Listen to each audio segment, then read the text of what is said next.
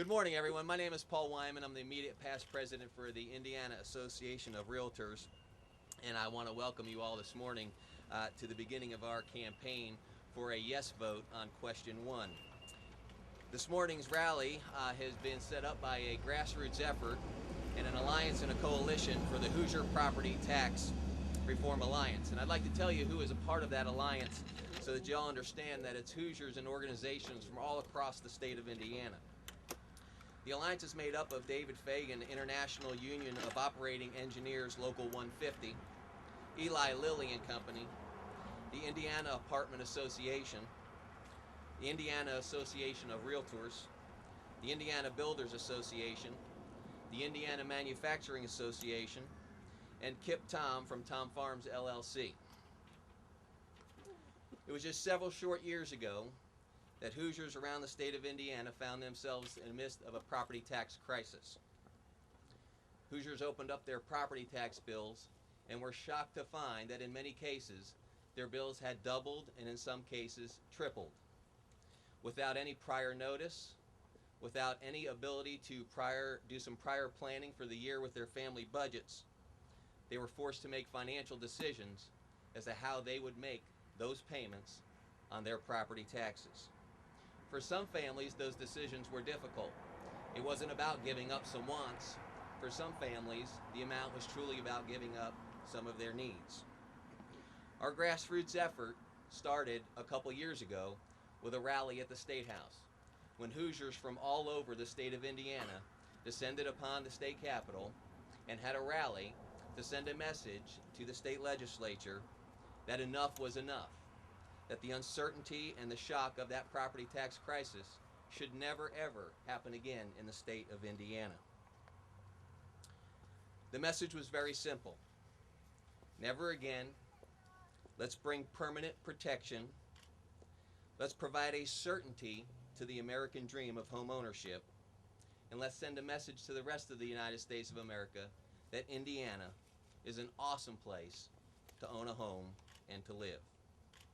Thanks to the leadership of Governor Daniels and many folks in the State House, they took that message and provided some legislation that in turn gives us as Hoosiers the opportunity now, this year, on the ballot to make property tax relief permanent. I applaud them for giving the Hoosiers, the citizens, the taxpayers, the opportunity to make this decision purpose.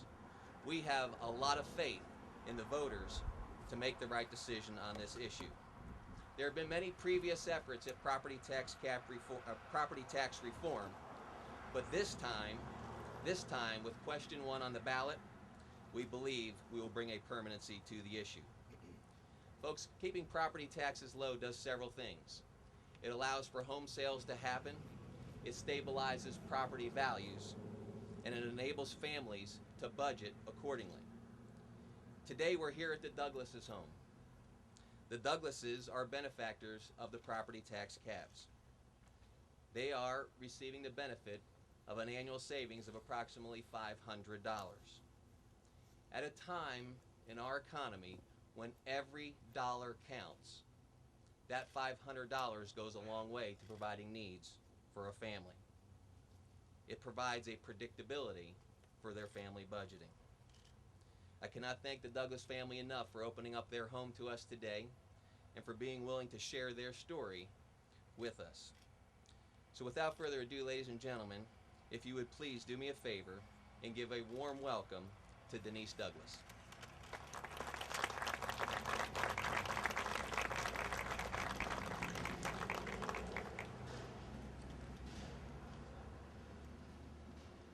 Good morning and welcome to our home here in Beech Grove, Indiana. Before I speak much more, I just wanted to introduce my husband, Randy Douglas, and one of our sons, Spencer Douglas. We are proud and honored to welcome Governor Mitch Daniels here to talk about the importance of voting yes on question number 1 in the November election. Capping property taxes will offer Hoosiers like us permanent protection from out-of-control property taxes. We are grateful for the relief and certainty that the property tax caps have provided to us and countless other Hoosier households. Our family has seen over a 30% property tax reduction due to the tax caps. We encourage Hoosiers to join us in taking a stand against high property taxes by voting yes to question number 1. I am now pleased to introduce the person who has been a national leader in the fight against out-of-control spending and taxes, Governor Mitch Daniels.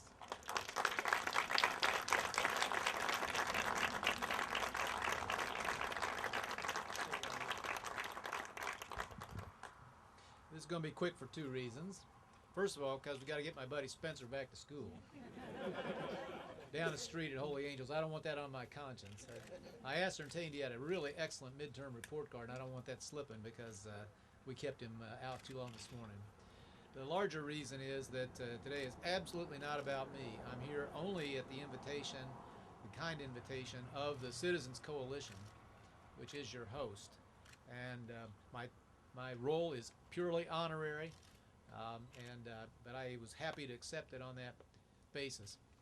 The central message to take from this morning is that what started as a genuine grassroots citizens movement must be finished in just that fashion. And all the groups and individuals who have already come together in this coalition led by the people who were mentioned, I believe is going to make that happen. Please notice that the property tax relief which was delivered is at its core is about the people and about trusting the people.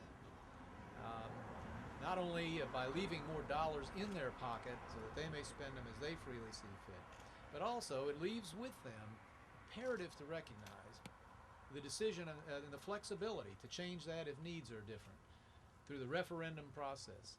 The critical difference about the caps is that when local spending units want to raise more money, they have to get the people's permission to do it. It's no longer the case that they can simply raise it at their own discretion. And that's the way it should be. So I can't improve on the way Paul and Denise have put this. Indiana now has statistically among the very lowest property taxes in the country.